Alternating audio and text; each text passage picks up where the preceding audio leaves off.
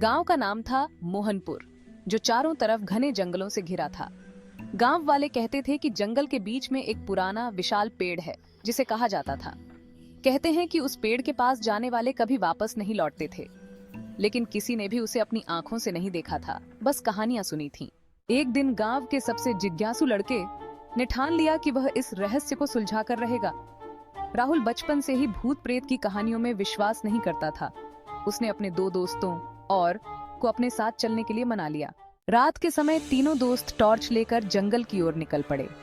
धीरे धीरे वे उस पेड़ के पास पहुंच गए, जिसका आकार सच में भयानक था। उसकी शाखाएं हवा में झूम रही थीं, जैसे कोई अदृश्य शक्ति उन्हें हिला रही हो। अचानक नेहा ने देखा कि पेड़ के पीछे से एक परछाई धीरे धीरे उनकी ओर बढ़ रही है। डर से तीनों के पैर जैसे जकड़ गए। कौन है वहां? सुमित कांपते हुए चिल्लाया।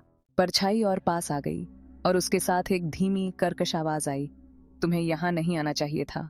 राहुल ने हिम्मत जुटाई और टॉर्च से उस परछाई पर रोशनी डाली, और जो देखा उससे उनके होश उड़ गए। वह कोई भूत नहीं था, बल्कि गांव के ही पुराने पुजारी थे, जो वर्षों पहले लापता हो गए थे।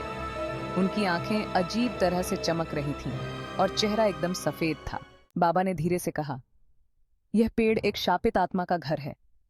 मैंने सालों पहले इसे जागृत कर दिया था और तब से मैं इसकी कैद में हूं। लेकिन तुम अभी जा सकते हो, अगर इस पेड़ के पास रात नहीं बिताओगे।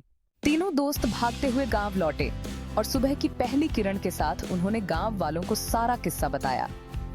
गांव के बुजुर्गों ने उस पेड़ को हमेशा के लिए बंद करने का निर्णय लिया। लेकिन क्या बाबा कन्हैया सच में शापित आत्मा के कैदी थे या कुछ और रहस्य छिपा था?